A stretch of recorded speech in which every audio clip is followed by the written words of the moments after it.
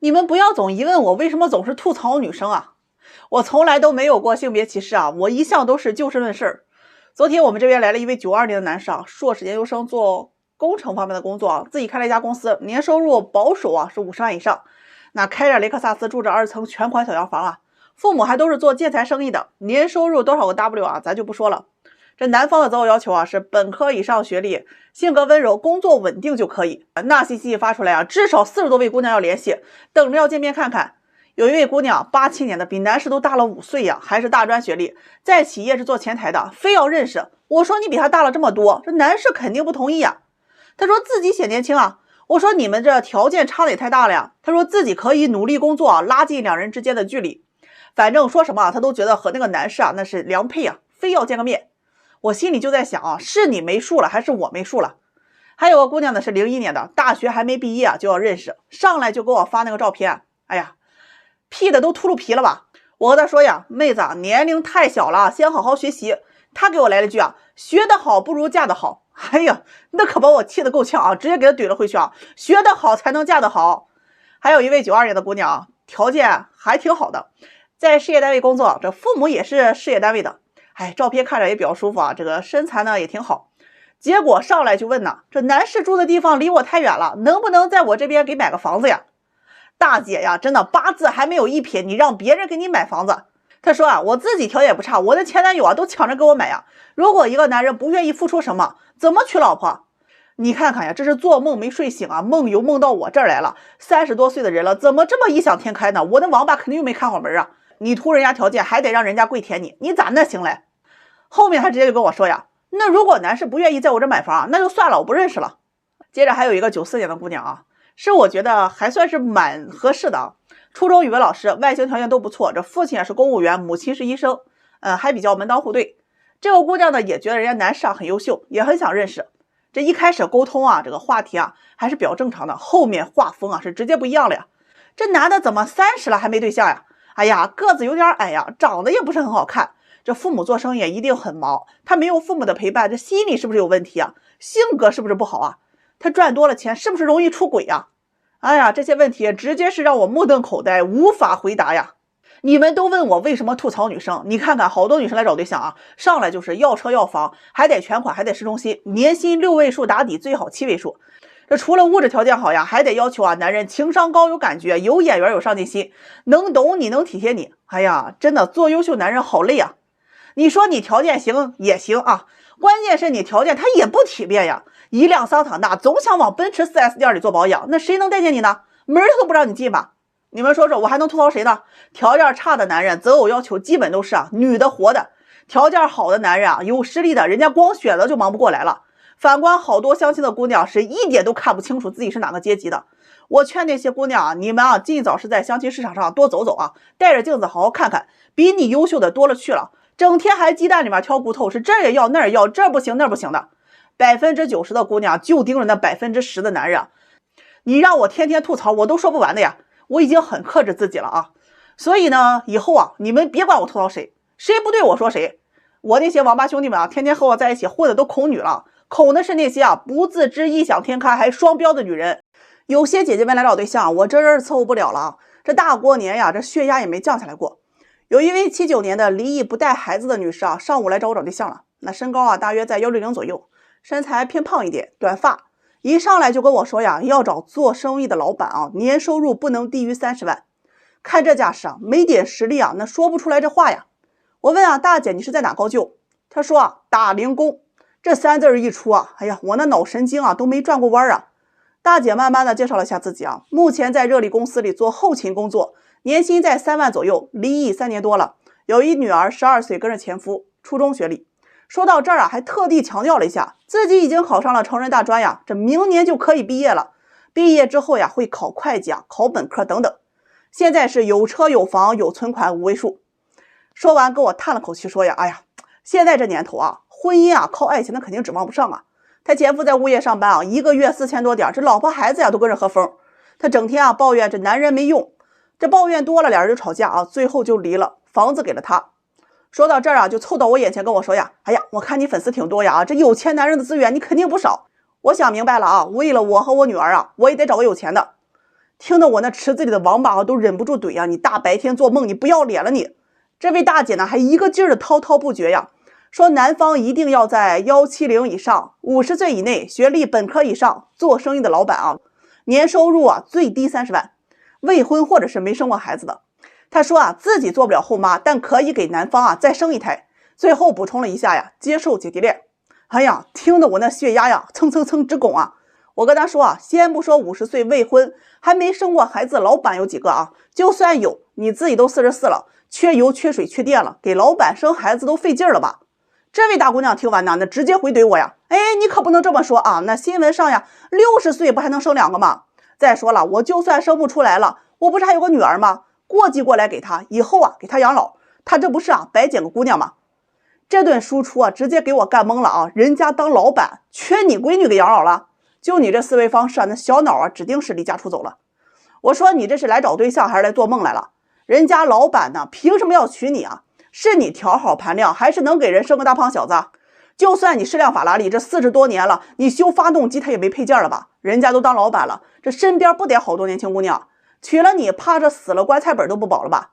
他听了就开始不爽啊，说自己的优点很多啊，会做饭，会收拾房子。另外呢，他经历过婚姻啊，更懂得婚姻的重要性。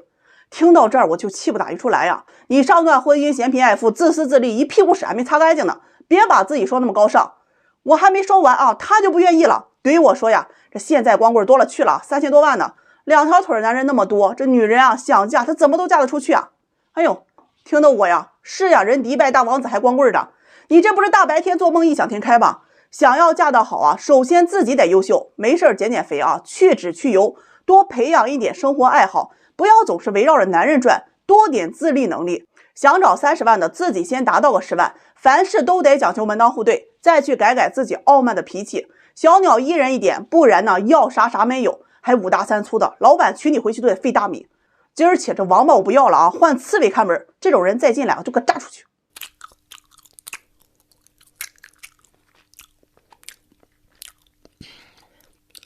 中午啊，给安排了一对单身男女相亲见面，差点没给我气出乳腺增生啊！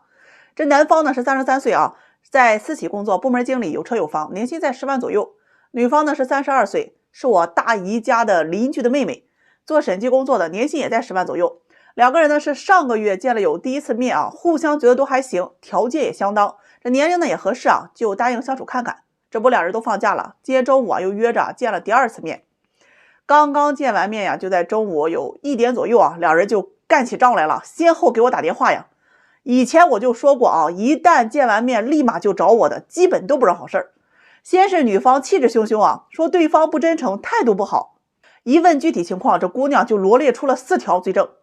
这第1条呀，男方在知道今天见面的前提下，没有跟他沟通出行问题。简单点说呀，就是没有开车去接他，导致他在寒冬腊月天呀打车出来见面。其次啊，没有制造浪漫的小惊喜啊。他说这是第2次见面，按理说呀，这第1次见面了解过了吗？大家都觉得合适啊，才会来见第2次面。一见面呢，也没有什么惊喜，也没什么浪漫，也没什么礼物，这得让他觉得这个男人啊，并不是真心想要跟他在一起的。第3个呢，是点菜的时候，男方直接忽视他的喜好，是自顾自的点菜啊。他不爱吃海鲜，不爱吃鸡，但是男士啊都点上了。这第4条呀，说到这条，这姑娘嗓门呢提高了8度呀，她竟然让我给她饭钱，我缺那钱吗？你给我评评理啊！这顿饭啊，先不说啊，都不是我的口味，不是麻的就是辣的，不是甜的就是咸的，我都没吃几口，一个大男人你怎么好意思跟我要钱啊？哎呀，听完这4条，我的脑血管立马就堵了一半了啊！接着男方呢来电话就开始辩论啊这个情况，先是接送问题。这男士就说呀，自己一开始啊确实不知道女方是希望接他的，以为啊两人约好地址啊就可以直接过去了。关于制造浪漫的小惊喜，男方觉得这才是第2次见面嘛，并不是很了解对方，所以还没有到追求送礼物的那一步。这第3呢是关于吃饭，男方说自己啊当时是问过女方想吃什么，但是女方态度很冷淡，也不怎么搭理自己，一直在玩手机，也没抬头啊，就说了句随便，他就以为是真的随便了嘛。关于最后一个要女方付钱这事儿，男士说啊，确实提出来了，但这并不是他的本意，因为女方呀在吃饭的过程当中，全程对他都很冷淡，男士和他说话呢也不搭理，偶尔回答几句呢也没有什么好气儿，总是自己啊在玩手机，给他夹菜呢他直接都给扔回来，说不需要。最后这个男士呢也生气了，直接就怼这个女方呀，既然来相亲了，那就别端着了，也没人欠你，你拉大个脸给谁看呢？这姑娘听完呢，就直接就跟这个男方就杠起来了啊，说对方人品有问题，辩论到底是谁的不对。最后两人都吃不下去了，男方就提出让女方来承担一半的饭钱。女方听完呢是拎包就走啊。事儿呢就是这么个事儿。结束之后呢，我给我大姨的邻居回了个信啊，我这边庙小，王八也不怎么爱干活，确实伺候不了大佛。32岁了，还以为自己是23呢，心智怎么这么残缺不全呢？30多了，接触的男的也应该都30多了，就这个年龄段，除了骗子，谁一天没事研究着怎么给你制造惊喜啊？没感觉到真诚？什么是真诚啊？车接车送，每天嘘寒问暖，各种浪漫加惊喜吗？你是电视剧看多了吧？怎么地，幻想着一个长得帅、超有钱的男人，就像盖世英雄出现在你面前，然后承担起你所有的经济开支，并且还得对你随叫随到，像祖宗一样宠着你，对你唯命是从啊？是不是还得要至死不渝的那种？死了这个男人还得爱着你呢，为了你终身不娶啊？30多的人了，来相亲找对象，说白了就是条件合适，互相不讨厌，就可以发展关系看看。你还想着对方来热烈追求你啊？大白天做梦不害臊？再戳一下你的肺管子啊！单身女人上了30岁啊，就要学会提供情绪价值，别太拿自己当回事了。要结婚呢，遇到比你条件好的呀，就要伏低做小，忍气吞声；找到条件差不多的，就要互相理解，互相迁就。你又不是公主，端着个臭架子，这辈子都得打光棍。你愿意跟胖子谈恋爱吗？有一姑娘来找我交对象呀，92年的，身高在160，体重有170多斤，自己开了一家商店。她说自己年龄大了，很焦虑，很想找个男朋友结婚。这相亲啊5、6年了，一直都没有遇到合适的。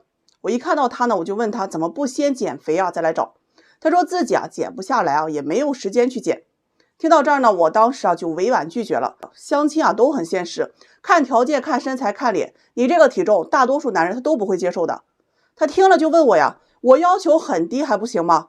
我问他多低，是不要求男人年龄长相，还是不要求男人有车有房？他说和我同龄差不多，有个房子有个工作就行。我长相呢也不挑，主要还是看人。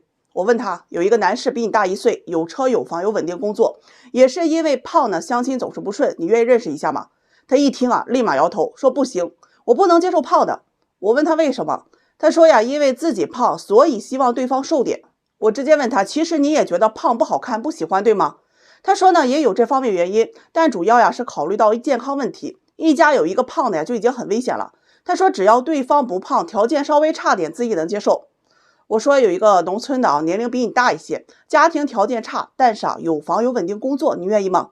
他说不行，我们家是城市的呀，找农村的不行。听完呢，我顿时觉得自己说不出来话了。两个人聊了有一会儿之后这姑娘就走了。看她走，我心里真的很难过，不是不帮，是我自己也是一个凡人，我改变不了大众的审美。为什么很多人不愿意找胖子谈恋爱？说直接点，就是外表激发不了性幻想，确实是无法产生恋爱的情绪。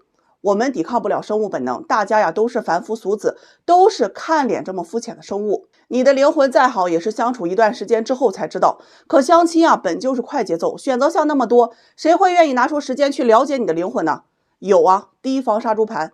生活中呢，我们也会喜欢胖子，是因为了解一段时间之后，感觉相处的舒服开心，才会愿意在一起交朋友。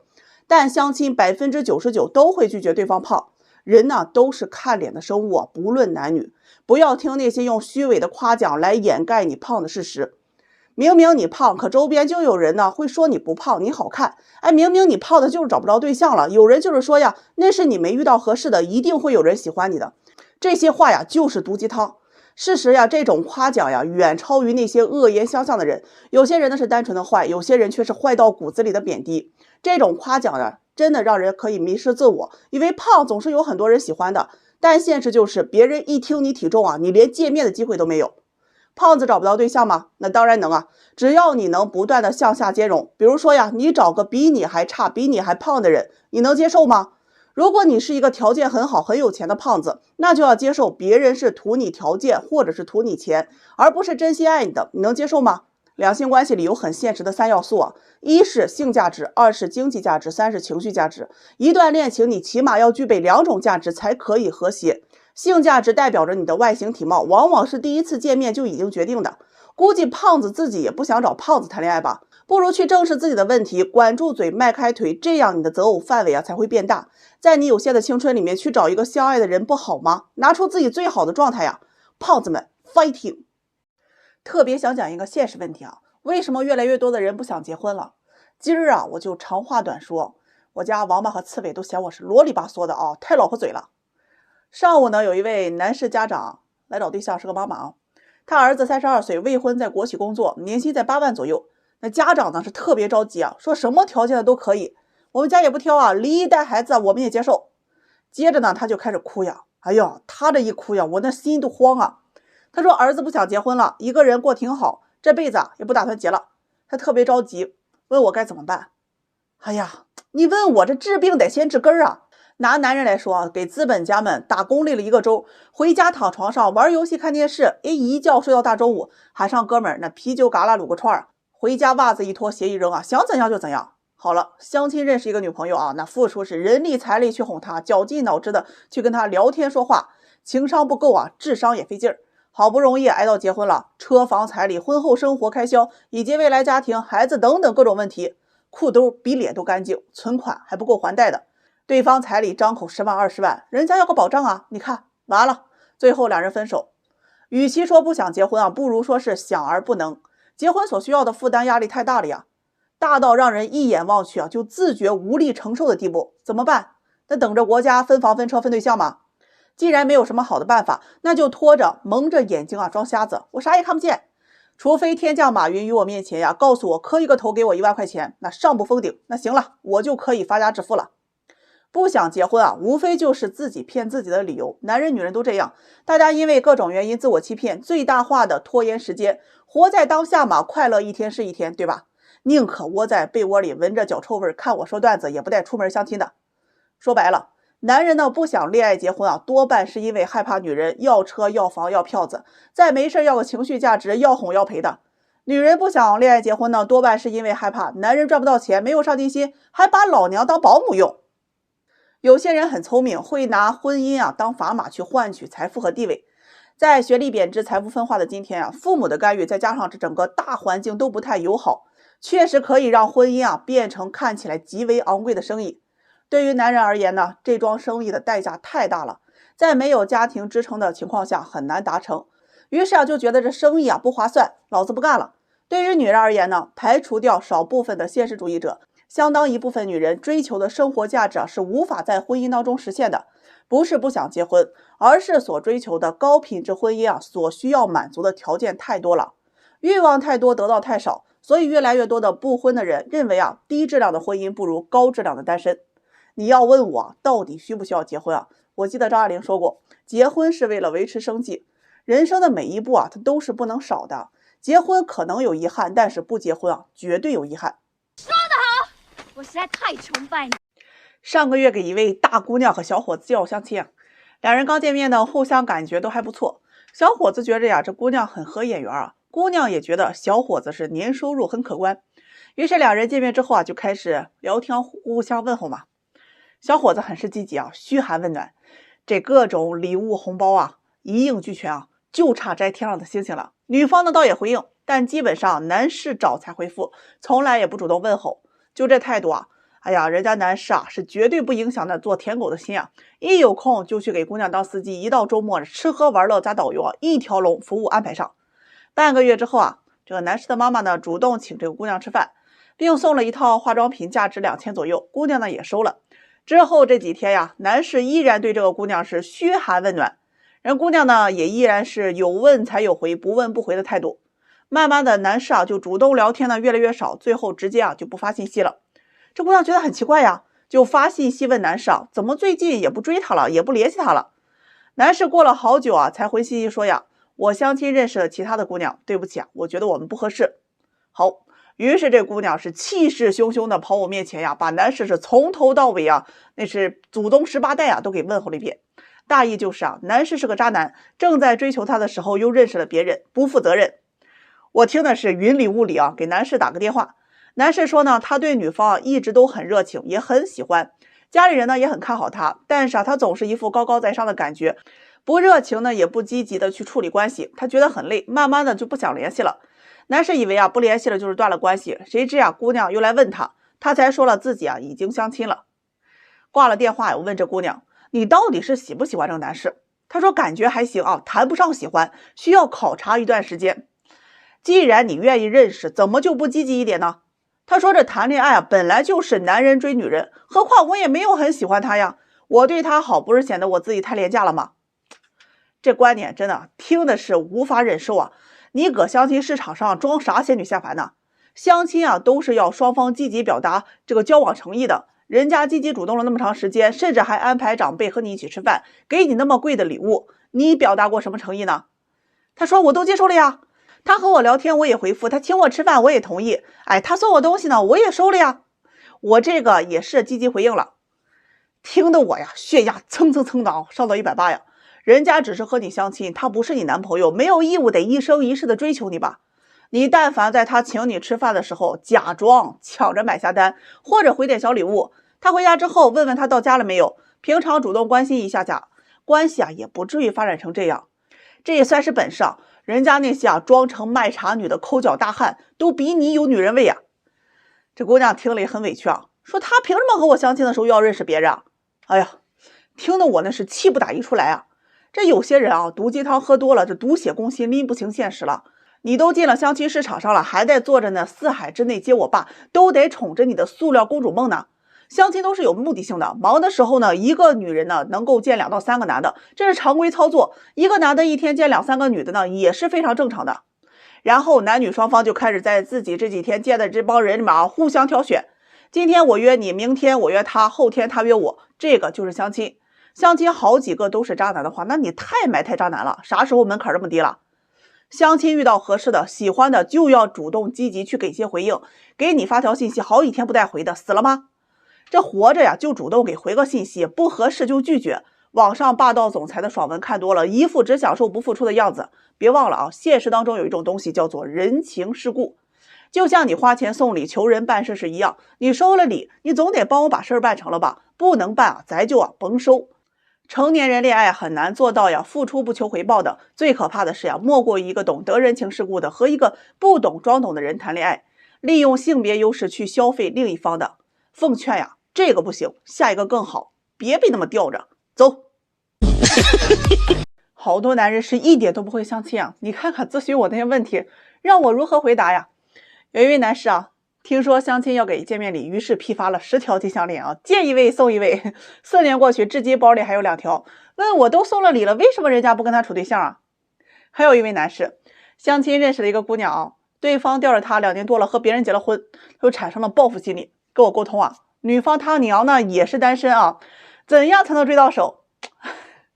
我痛不痛苦啊？还有个男士条件很差，没车没房，为了撑面子呀，租了一辆保时捷去相亲啊。这女方呢特别热情啊，看上保时捷了，现在面子下不来了，问我怎样快速才能得到一辆保时捷。妈呀，这个王八看了都得心疼我呀，这么不会相亲的吗？今天啊，我就给你们说说相亲的一些潜规则，这些啊你得懂。这个相亲啊，一定是要从门当户对开始，势均力敌，互相吸引才是最好的爱情。阶级差距太大呀，两人之间的爱情啊很容易被利用。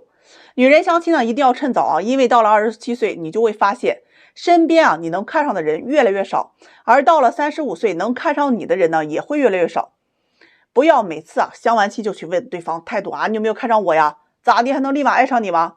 他的态度你是可以感受出来的，热脸贴上冷屁股不难受吗？如果你看不到对方态度是啥样的啊，这事儿啊基本就黄了。女人单纯想靠年龄和美貌啊不会长久，在某些男人的眼里啊，这只是一项不断贬值的资产，他们会认为最划算的投资方式啊是租赁，所以你要努力提升自己的经济价值。这相亲的时候啊，这个两人之间的关系啊，那是一步步升级来的，不要说一些越级的话，表现出越过你们现有关系的关心。哎呀妈呀，我见过一见面就拿花表白的啊，还有长篇大论说自己如何一见钟情的爱上了他，他傻还是你傻？另外这聊天呢也要懂得去升级，能视频啊不语音，能语音呢不文字，这文字啊是最没有感情的，当你们无话可说的时候啊，这事儿啊它基本就凉了。不要认为呢你可以搞定一个高傲的人啊，高傲大多数摆给那些自己不喜欢的人看的，那自己喜欢的呀瞬间变成乖巧的小绵羊啊。闲的没事就可以审视一下你们之间的关系，如果你感觉自己有点舔狗的味道了啊，那就先冷落对方几天，再决定要不要去追。此时呢这段关系它已经变质了，追求的时候自己的位置摆得越低他越没有机会，尽量维持平衡的原则。对方呢是在找另一半，而不是在找舔狗。男人随着年龄的增长他择偶要求始终如一就是年轻漂亮。女人随着年龄的增长，她的择偶要求是慢慢变化的。那最开始是长相后面呢是会向情绪价值倾斜，最后呢是以经济价值为基础，然后追求品质和稳定的生活。谈恋爱呢才会讲究情绪价值，婚姻在一定程度上就是利益结合。在追求的过程当中先提高自己，增加自己的核心竞争力远比把时间浪费在对方身上，哄他逗他开心更有用更划算。咱们追不上就换一个，别当备胎，这备胎的命运可是很凄惨的。就算有那么几个幸运的备胎转正了，对方也只是没得选了，将就而已。在处理两性关系的时候，不要对爱情期待的抱有太高了，尤其是相亲捡漏的情况一般都是发生在校园，步入社会之后基本不可能存在的。恋爱知识懂得太多呢，也只是帮助你能搞定阶层相差不大的对象。想要追求自己理想当中的那个人还得提升自己内在的核心竞争力。相亲你要学会撩，而不是去追。追呢，则是小心翼翼的去照顾对方情绪，讨好他。撩呢，则表现为随心所欲大概呢就是只对你一个人在一定程度上展示自己的高价值，从而达到吸引你的目的。以上内容呢，大家呢得谨记。我现在要去回答那些奇形怪状的问题了有问题你可以给我留言试试反正奇怪的我就笑笑，我就是不答。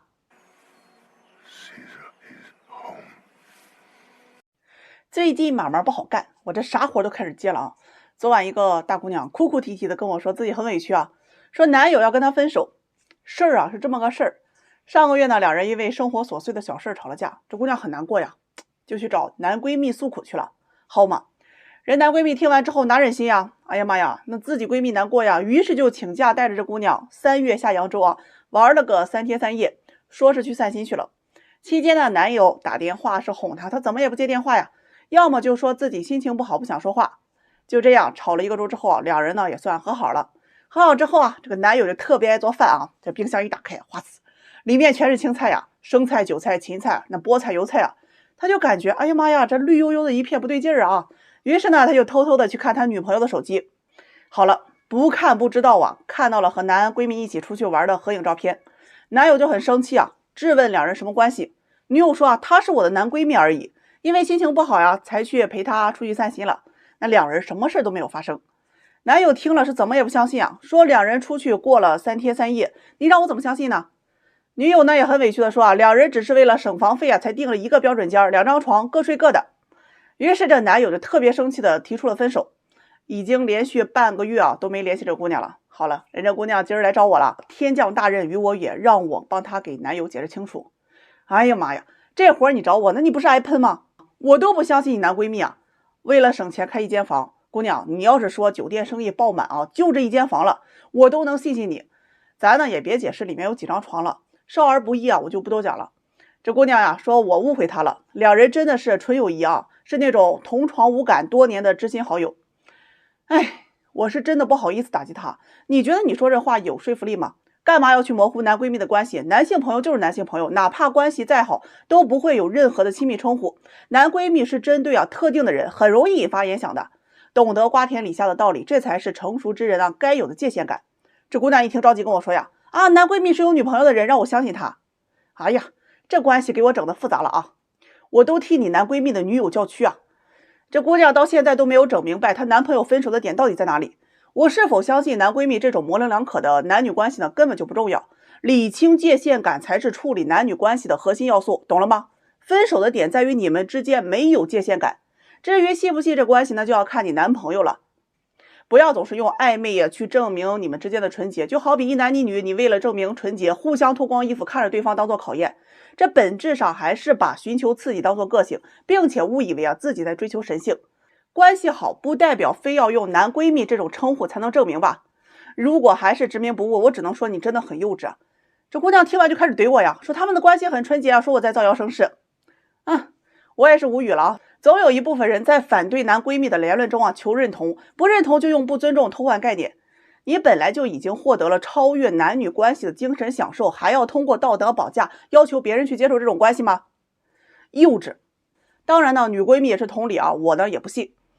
所以呢，我也是很好奇啊，大家认为这男闺蜜这种关系存在吗？最后啊，再给大家上一个教育片，当然这个教育片的寓意是啥，你们自己品啊。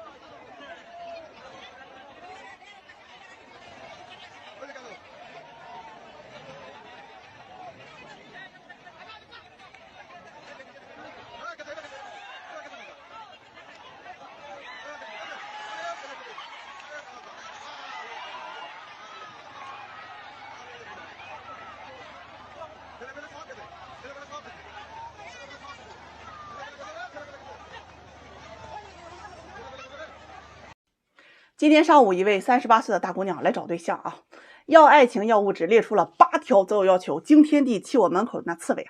姑娘身高165啊，身材匀称，气质挺好，比同龄人啊显得年轻一点。她来了之后啊，人家也是丝毫不墨迹啊，先说自己择偶要求，问我有没有合适的，如果没有的话，就不浪费时间了。然后她就开始说呀，哔哩哔哩一大串啊，年龄小5岁以内，这个身高175以上，学历硕士以上，工作体面。年收入不能低于20万，医生和公务员优先考虑，市中心有房130平以上，还得全款，独生子，父母城市户口，有退休有存款，又补充了一句啊，情商高会哄女人开心的。他说完这些条件，哎呀，我都觉得我顿时找不着东南西北了呀。他说的这些条件啊，不需要全部满足，只需要同时满足6个条件就可以安排时间去见面。这口气啊，我直接是揍了门口刺猬一顿啊，看门没给我看好啊。当然呢，我也是发自肺腑的佩服啊，这是少有的人才啊。做人呢，咱还是务实一点，你不要太依赖别人，靠自己也不是不行啊。你看我在拼多多最近搞活动啊，1块钱我就抢到了2023元的恋爱津贴，直接打款到我的账户，完全没有提现门槛，而且还不用拉人头。这次是真的靠自己啊，是撸到了大羊毛。这下出去啊，吃吃喝喝呀，或者旅个游啊，真的美得很。有机会咱就抢，活动链接啊，给你放到视频下方了，能看到链接啊，就说明钱还有，赶紧冲。那过了这个村啊，可就没这个店了。我问他有房没有，他说没有，男人有就可以。有存款没有？他说有，2万现金外加信用卡额度9万就可以用。这话一出啊，整得我哭笑不得，那我有钱。有车没有？他说有一辆2手代步车啊，市场价值2万。有学历没有？函授本科，目前正在提升学历啊，准备考在职研究生。问他父母做什么？他说在老家镇上做早餐生意的。